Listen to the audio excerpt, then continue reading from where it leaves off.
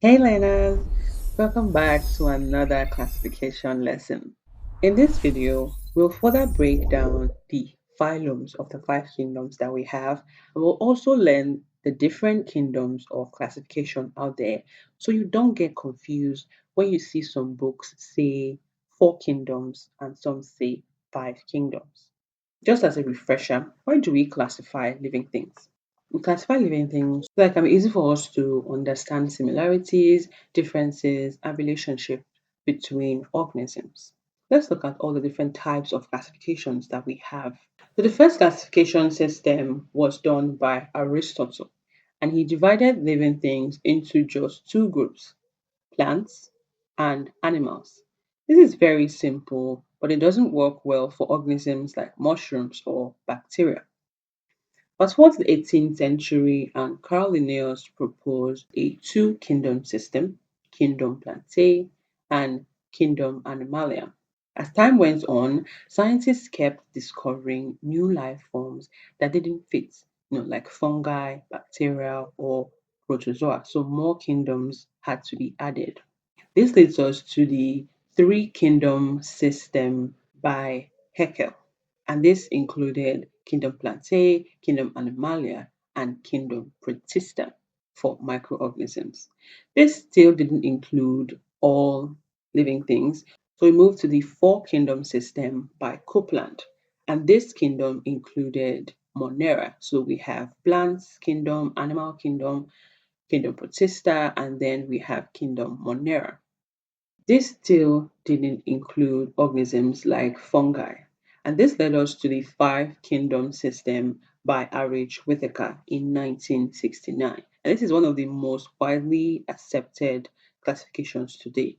So this classification system includes Kingdom Monera, Kingdom Protista, Kingdom Fungi, Kingdom Plantae, and Kingdom Animalia.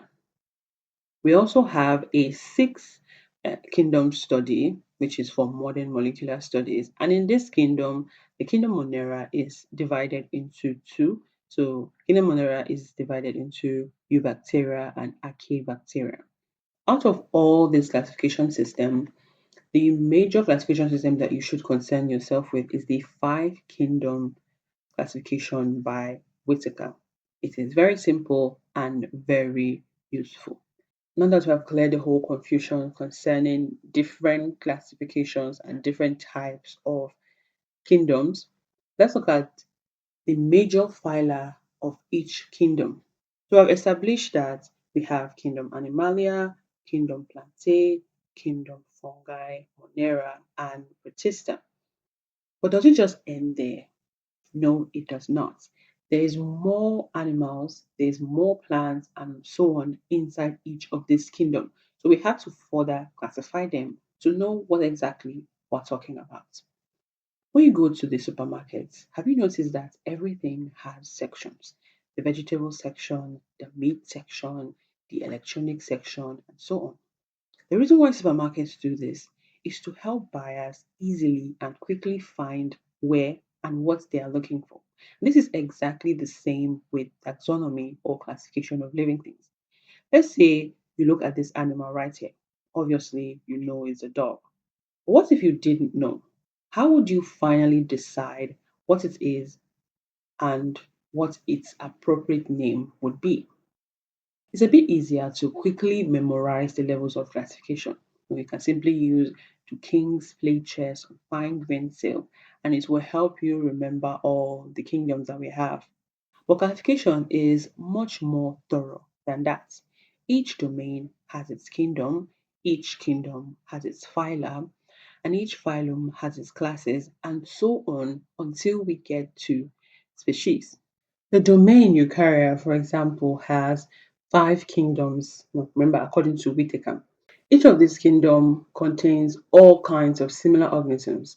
Kingdom Animalia, for example, contains cats, dogs, elephants, etc. Although they are all animals, we know they are not the same. Taxonomy helps us further separate these large groups until it gets pretty specific in species. So, our goal in this video is to familiarize with the different phyla of the major kingdoms in biology. Phyla number 1, kingdom Animalia. Animals are heterotrophic, multicellular, and can move around. Their phyla include phylum Porifera. This includes sponges, which have simple porous bodies. Next, we have phylum Nidaria, and this includes organisms like jellyfish, corals. They usually have stinging cells. Next, we have phylum Platyhelminthes, and this includes your flatworms. We also have phylum Nematoda, which includes roundworms, phylum Annelida, which includes segmented worms like earthworms, phylum Mollusca, which includes snails and octopus. Then we have phylum Arthropoda, which includes insects, spiders, and crustaceans. Then we have phylum Echinodermata, which includes starfish and sea urchins. And then finally, we have phylum Chordata, which includes all organisms that have backbones. So fish, birds, humans. There are more than 9 phylums under the animal kingdom. We're just going to focus on the major 9 that should concern you in high school. Next, we move to the phyla of the kingdom Plantae. Plants are autotroph. This means they make their own food using sunlight. And some of the major phyla include the Bryophyta, which includes plants like the mosses, which have no true roots. We have the Pteridophyta, which includes plants like ferns, which have vascular tissue but no seeds. Then we have Gymnosperms. An example is the conifers, which have naked seeds. Then we have Angiosperms, which are flowering plants, so they have seeds in their fruits. Next, we move to the fungi kingdom. These are the decomposers.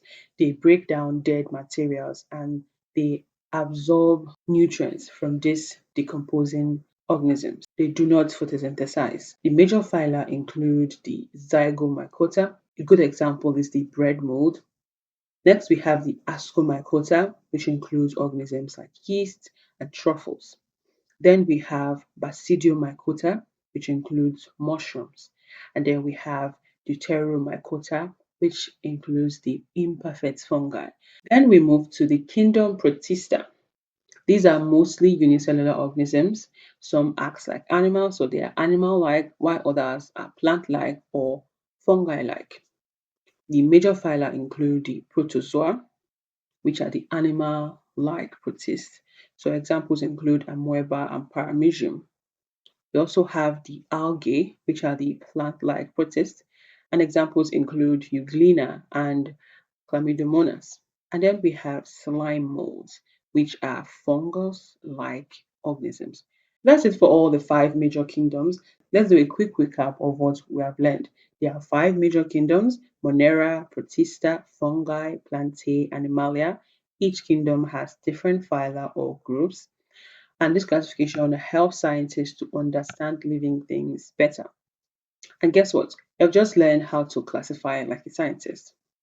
In other videos, we're going to learn each of these phyla. We're going to better understand the characteristics of each of these phyla and understand more examples and how they work in general. So thanks for learning with LearnTube. If you enjoyed this video, give us a thumbs up, hit the subscribe button, and share with your friends.